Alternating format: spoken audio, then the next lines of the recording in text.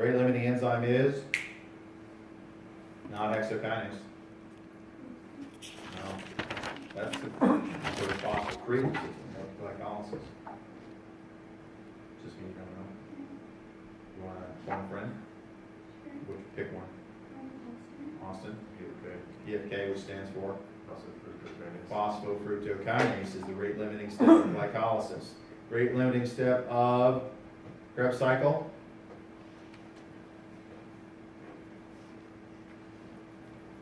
It's on board. Isocitrate dehydrogenase. Okay. Now, tell me two factors that would promote the rate limiting enzyme for all of these. One thing that would promote the enzyme. Would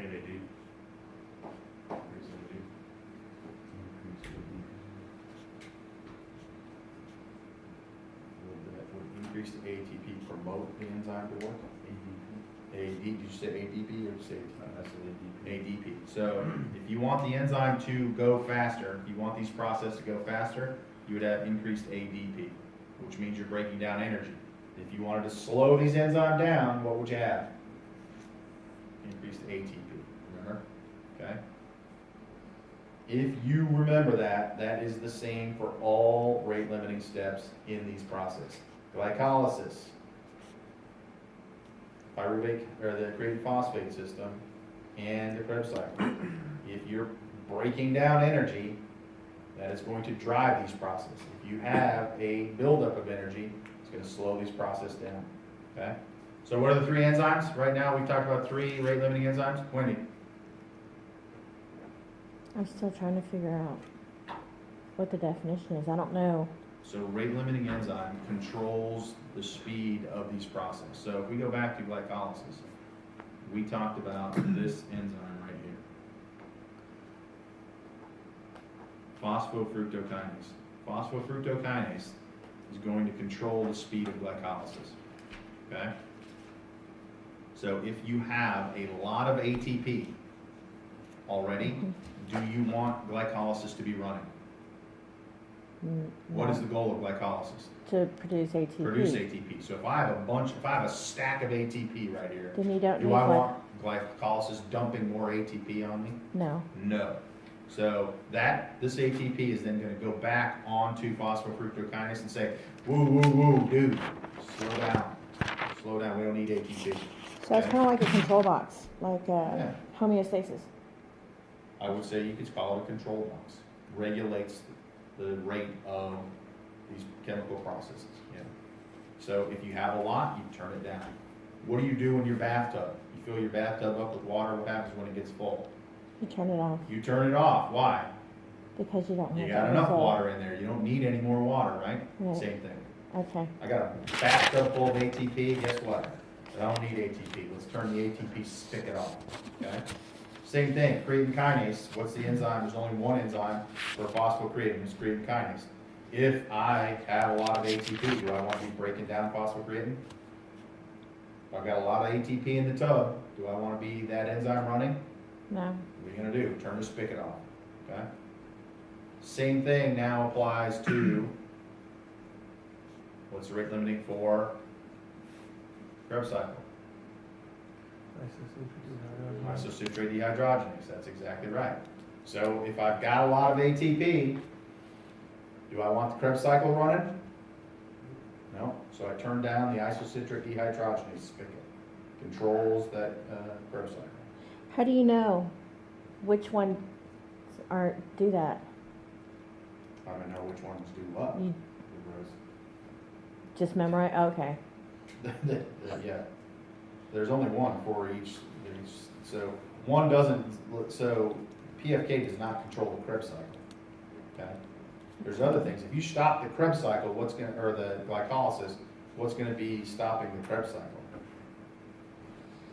The isocitrate dehydrogenase. Isocitrate dehydrogenase, but you're also not going to have any pyruvate. Oh, okay. Because they're linked, right? Okay. So there's other factors. Does that make sense there, buddy?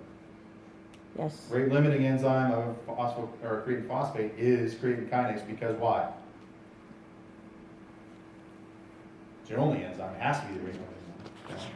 We talked about PFK. It's a good one because it uses ATP. Isocitric dehydrogenase, okay, is the one for the Krebs cycle. Questions? Everybody's good on that? All right, so I made a big point about all of these NADHs and FADHs. We've got a ton of them from glycolysis, from stage 1, from the Krebs cycle. Why are they important? Well, I told you that they were going to go to electron transport chain. Going to go to stage 3. And so now we have even more accounting. This is even better. You guys thought you guys were Cox graduates after the end of this lecture here. So for each NADH, when that goes to the electron transport chain, you get 2.5 ATPs. Okay? Each FADH that goes to the electron transport chain, you get 1.5 ATP. Okay? How do you get a half of an ATP? It's a great question. So, if we were to go to other textbooks, which Lance likes to do occasionally, you may see this as the accounting system. 3 ATP for an NADH and 2 ATP for an FADH. Because how do you get half of an ATP, right? So, this calculation is a net yield, and it takes into account that we have to bring some of these NADHs across the mitochondrial membrane. That takes energy to transport them in. So if you were to look at the accounting of it and how much that would do, it takes a half an ATP worth of energy to get each NADH, FADH to the electron transport chain. Okay? And that's why the accounting has changed from 3 to 2. It used to be 3 and 2, but it didn't account for that energy with it. Okay? So let's stop right there. So I just told you there is 2.5 NADH, ATP per NADH, and 1.5 FADH, okay? So right now, I want you, Austin, go to the board for us behind you there. Take one of the markers up there and write a box for glycolysis. Write a box that just says stage 1 and then a box of stage 2. So glycolysis. We're going to see how much ATP we get from 1 molecule of glucose. Okay, so glycolysis, Wendy, how many ATPs do we get from glycolysis? Net ATPs.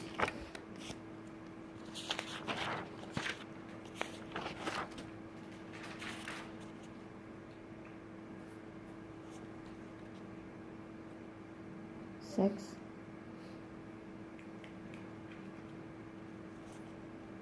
Bob. I don't know right off. Okay. I didn't finish. Let's help Wendy out. How many net ATP do we get? How many, Hannah? 2. Okay, 2 ATP. How many NADH do we get from glycolysis? 2. And now, Hannah, I just told you that each NADH gives you 2.5 ATP, so how many ATP is that worth? 5, okay? So total from glycolysis, how much did we get? Are you sure that's right? No, she was right, it's 5. So so put the, so 7 ATP, put the 5, perfect. But and then put 5 under the NADH in like parentheses or something like that. Where we could read it from the back of the room. Dusty, can you see what that says? I think it looked like sand. From what I understand. It's hard being the teacher of the class, isn't it? Yeah, there you go. So we got 7 ATP from glycolysis. Okay. Stage 1, conversion of pyruvate to acetyl-CoA. How many ATP did we get? 0. Okay. How many NADH did we get? How much, Ron? 2. So how many ATP did we get there?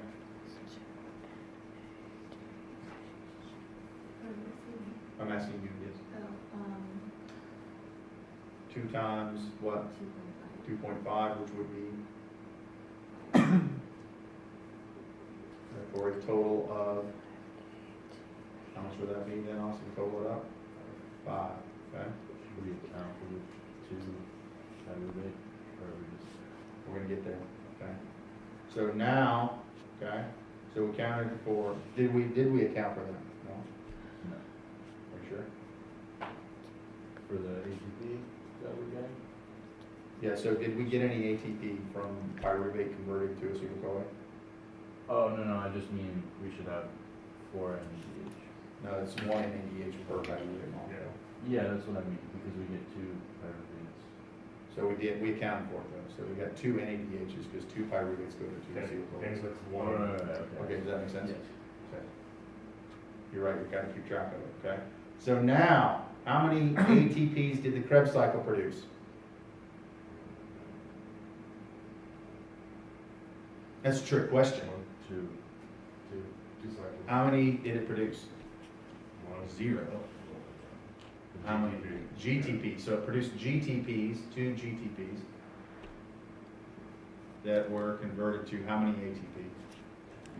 2 ATP, okay? How many NADHs did we produce? 3 per cycle.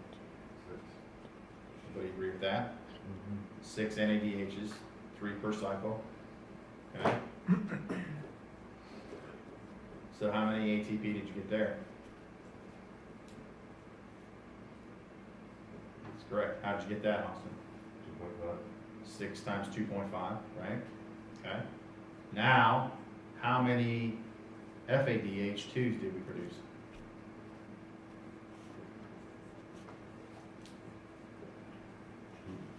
2, 1 per cycle. And how many ATPs is that? Austin has wrote 3 ATP. Why did he get 3 ATP? Exactly right. So if you look up here on the slide, 1.5 ATP per FADH molecule, okay? So how much did we get from the Krebs cycle?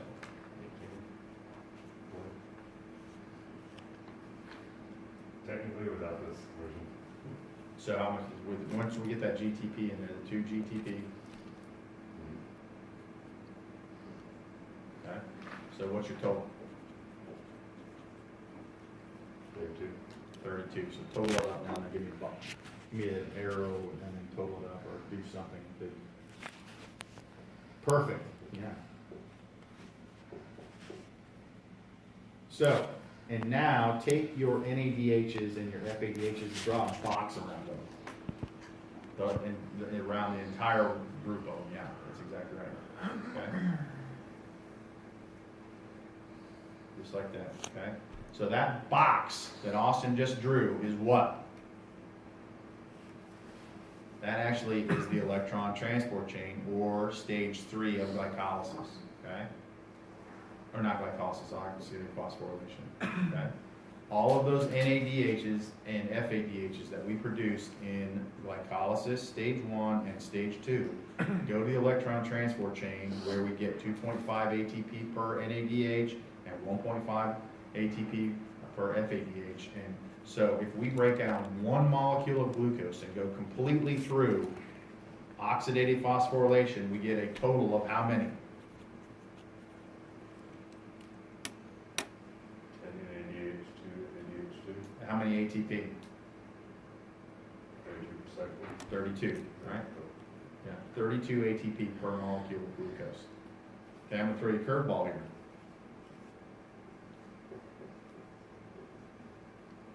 What's it for glycogen? 33. Why? For digestion, that's what I Exactly right, so you get 3 ATP up there in glycolysis, right? Okay. Questions on that? We're gonna go into this in more detail, but this is what we end up with accounting wise. We really wanna know about energy. We wanna know about ATP. In order for us to understand that, we need to know those NADHs, FADHs, and GTPs, because we're producing ATP. Right? Our currency is ATP. I want a stack of ATP coins here, okay? Can you get a photo of it? I did, Hannah, You want to enter, enter, Yes. drop down. Thank you. Okay, so that's our accounting with that. And now we're gonna go into the electron transport chain. I will put this in, and we're gonna talk about this the very first thing. This does not do justice to the electron transport chain, okay? Take a look at it. We will talk about it on Wednesday, but I want you to go to this website right here, this top one. It does a really, I think, fabulous job of breaking down the electron transport chain into something that you can understand with regards to this two-dimensional figure, okay? So we're gonna come back to this, we're gonna go back to our accounting here and finally end up with the electron transport chain, okay? So we covered a lot of ground here today. We covered glycolysis, we covered stage 1, covered stage 2, Krebs cycle. Keeping track of a lot of things, NADHs, FADHs, ATPs, GTPs, waters, CO2s, okay? How do we memorize all those things? Remember everything.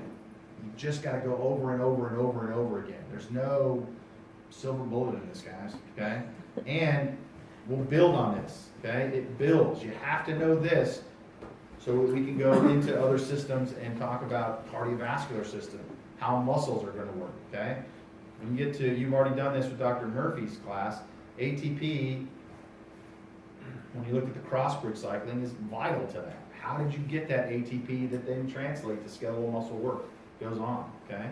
So we're building the framework for this, and so go over this, go over this, go over this, make note cards, sleep. If someone were to wake you up from a nap in the middle of the night, they go, "What's the rate limiting enzyme glycolysis?" And you would stand up and go, "What?"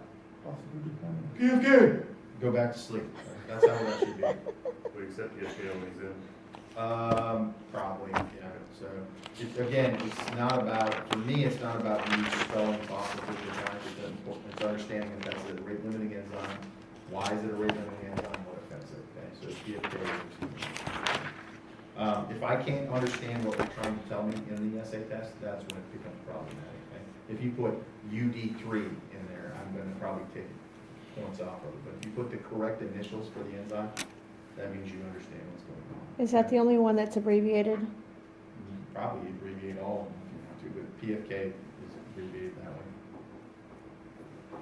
Okay, I'll put these notes up right away, including this figure that we haven't gone over and the website to look at, okay? So expectation is on Wednesday that you guys look at that website, and I think it will make sense how the electron transport chain works, okay?